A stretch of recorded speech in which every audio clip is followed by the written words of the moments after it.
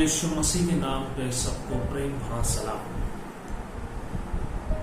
हम ऐसे एक दौर से गुजर रहे हैं जो बहुत ही संकट भरा है। मेरे ख्याल से इतिहास में पहली बार इस प्रकार का संकट सब कुछ एक साथ हो रहा है। कोरोना एक तरफ तो दूसरी तरफ आंधी और तूफान, एक तरफ बीमारी की अवस्था तो दूसरी तरफ खेत की बर्बादी। खेत की बर्बादी के साथ ही अनेक लोगों का नौकरी गया, अनेक लोग बहुत सारे तकलीफों से गुजर रहे हैं। ऐसे संकट भरा समय हमारे इस समय पर, हमारे इस जीवन में पहली बार है। मैं आज ऐसे ही एक संकट भरा व्यक्ति के बारे में कहना चाहूंगा। उसने लिखा हुआ एक भजन संहिता के बारे में कहना चाहूंगा। भजन संहिता 102, वहां का उसका टाइटल इसी प्रकार है, संकट में पड़े मनुष्य की अपने और सियोन पर दया की प्रार्थना। संकट में भरे मनुष्य की और सियोन की ओर दया की प्रार्थना। 102 भजन संहिता एक दया की प्रार्थना है और उसी समान एक आशा भरा एक भजन संहिता है।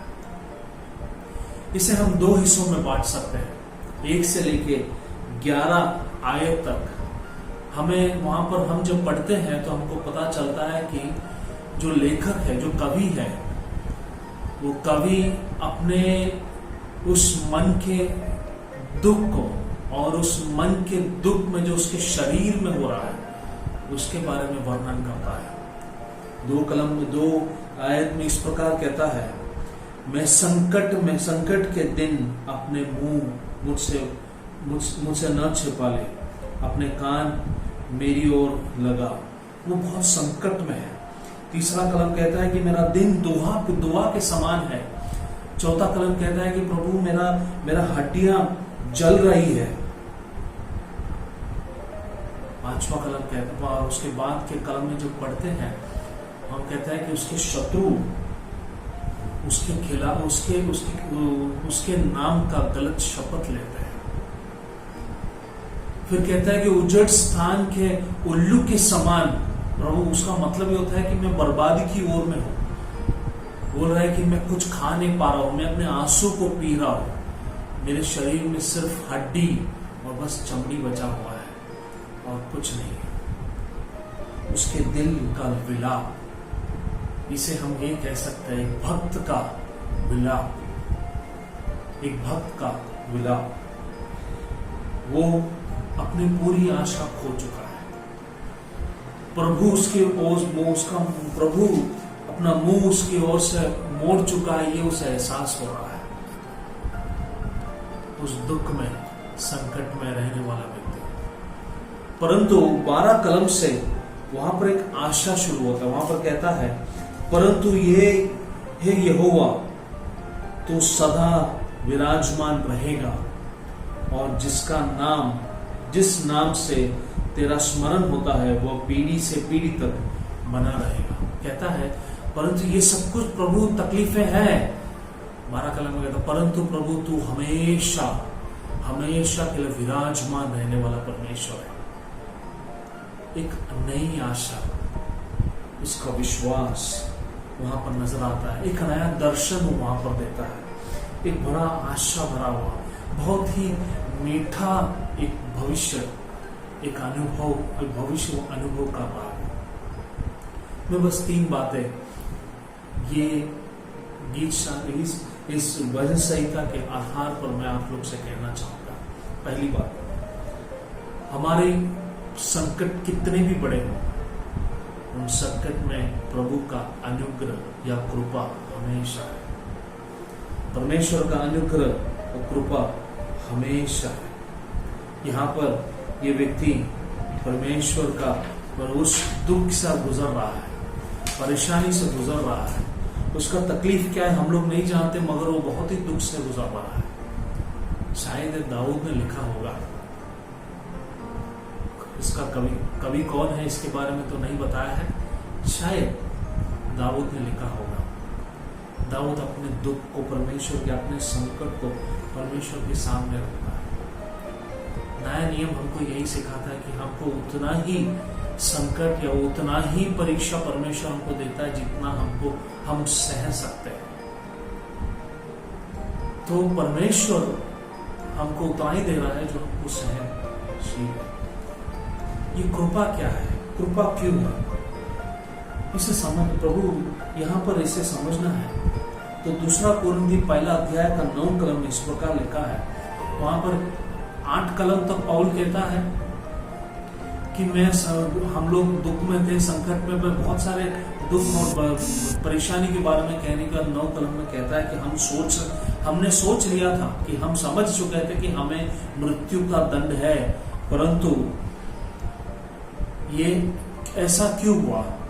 इसके लिए हुआ ताकि हम अपने ऊपर नहीं परंतु परमेश्वर पर पूर्ण निर्भर हो सके या परमेश्वर पर पूर्ण भरोसा कर सके।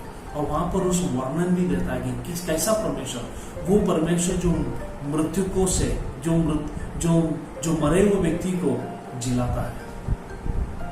उतना सामर्थ्य परमेश्वर पर निर्भर होने के लिए परमेश्वर कृपा देता है। हम जानते हैं पौल बहुत बार अपने दुख को, अपने उस शारीरिक परेशानी को परमेश्वर के सामने, तो पौल खुद कहता है कि 3 बार तो मैंने प्रार्थना किया, प्रभु ने उसको यही उत्तर दिया कि मेरी कृपा तेरे लिए काफी है, मेरी कृपा तेरे लिए काफी है।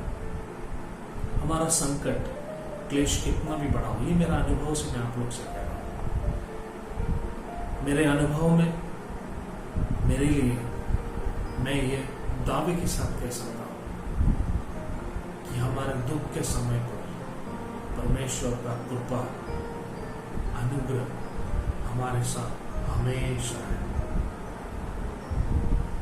इस संकट के समय पर भी उस पर विश्वास करने वालों को परमेश्वर ये कृपा दे रहा है। किसके लिए? ये कृपा इसके लिए ताकि हम अपने ऊपर नहीं परंतु परमेश्वर के ऊपर पूर्ण भरोसा रख सके। इसके लिए परमेश्वर हमको ये कृपा दे रहा है।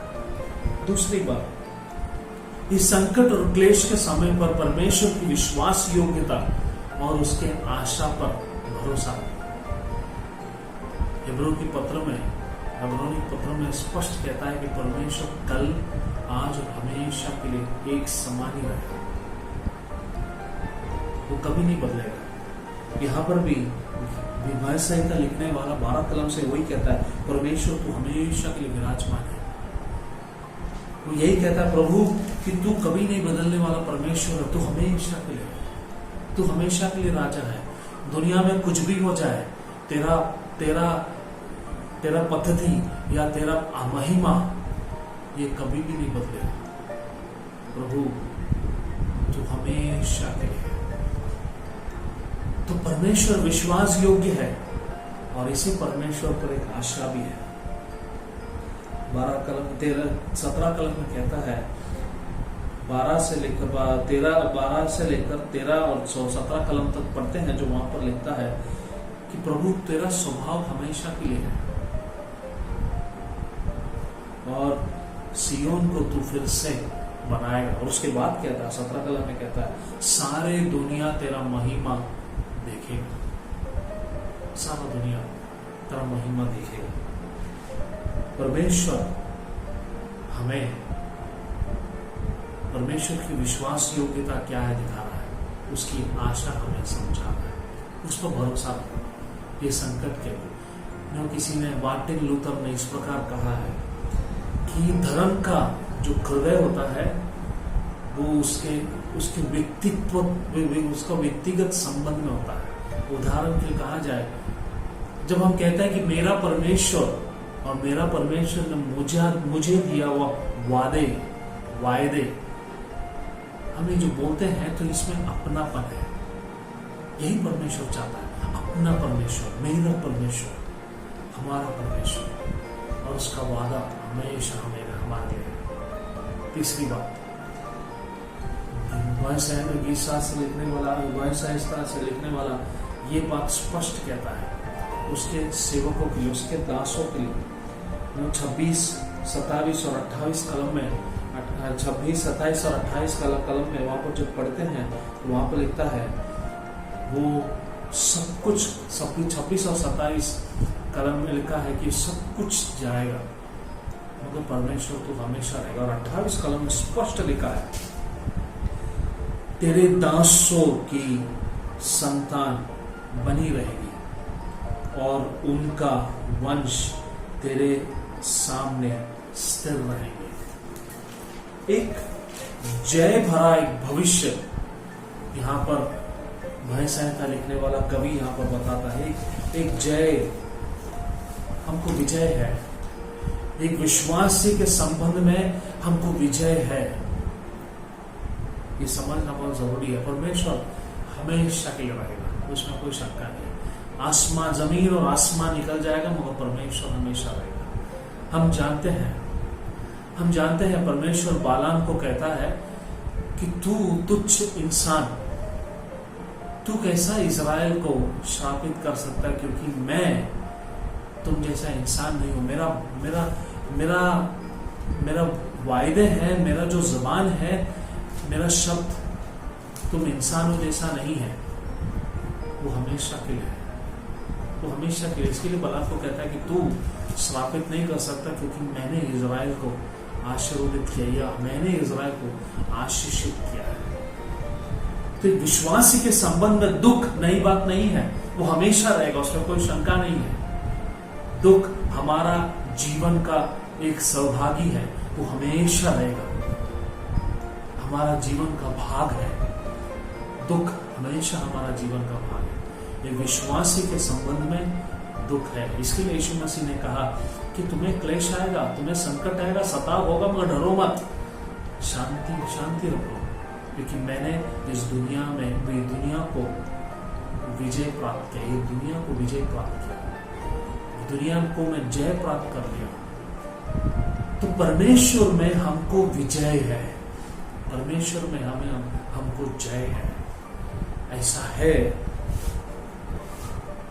तो 28 कलम कहता है तेरे दासों के बच्चे, तेरे दास और उनके बच्चे परमेश्वर के संगति में या परमेश्वर के समूह में हमेशा हमेशा हमेशा रहेंगे, हमेशा रहेंगे। ये हमको दिया हुआ एक वादा है। इसके साथ में एक चीज जोड़कर मैं अपना शब्द समाप्त कर, मैं परमेश्वर इस वचन से समाप्त करना चाहता हूँ। हमारा वंश या हमारा आने वाला पीढ़ी या मंडली जिसे हम कहते हैं, ये कैसा होगा हम लोग नहीं जानते। हम लोग मंडली में गए, हम लोग प्रार्थना सभाओं में गए, इसके लिए हम लोग विश्वास में बढ़ते रहे, हम लोग विश्वास में आगे रहे और विश्वास में आए भी, परंतु आने वाला पीढ़ी कैसा होगा हम लोग नहीं जानते। मैं कहूँगा हम लोग प्रार्थना करना चाहिए, ये प्रार्थना हमारा होना चाहिए, प्रभु हम जो विश्वास में है हमसे एक, हमारा पीढ़ी जो है हमारा कम से कम एक कदम आगे, हमसे ज्यादा विश्वास में होना चाहिए। प्रभु जो कार्य हम कर रहे हैं ये हमसे भी ज्यादा अच्छे रीति से या हमसे भी बेहतर रीति से आने वाला पीढ़ी कर सके। ये प्रार्थना समय भविष्य में होगा या नहीं हम नहीं जानते। ये मंडली में चर्च में आना जाना भविष्य में होगा या नहीं हम नहीं जानते। सुसमाचार का काम हम लोग पहले जैसा कर सकते या नहीं हम लोग नहीं जानते, मगर एक बात तो पक्का है कि परमेश्वर हमारे हर परिस्थिति को नियंत्रित करता है। मगर परिस्थिति कुछ भी हो जाए, संगति सेवा को कभी रोक नहीं सकते, रोका नहीं जाना चाहिए। शैतान हर प्रकार का कोशिश करेगा, मगर हमारा काम यही है कि प्रार्थना करें कि हमारा पीढ़ी हमसे भी बेहतर हो। परमेश्वर के सम्मुख हमेशा परमेश्वर के साथ जीने वाला एक पीढ़ी होने के लिए हमारा प्रार्थना होना चाहिए। परमेश्वर चाहता है कि अपने विश्वासियों से ही उसका आगे का सेवा होना चाहिए। हम लोग ये हमेशा, हम जब पुराने नियम पढ़ते तो कहता है कि अब्राहम का परमेश्वर, याकूब का परमेश्वर, इसहाक का परमेश्वर और याकूब का परमेश्वर कहता है। तो ऐसा है तो हमारा पीढ़ी भी हमसे बेहतर होना जरूरी है।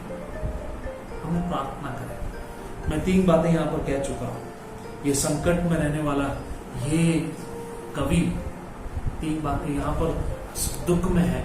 मेरे ख्याल से इतना दुख हम लोग अभी तक नहीं पहुंचा है जितना वो वहां पर वर्णन कर रहा। आप लोग इस भजन संहिता को पढ़ना है, जितना वो वर्णन करता उतना दुख हम लोग शायद नहीं गुजरे, मगर फिर भी उस दुख के अवसर में भी 12 कलम से या 12 आयत से हम लोग जब पढ़ते हैं तो उसको एक आशा नजर आता है। 3 बातें मैंने कहा।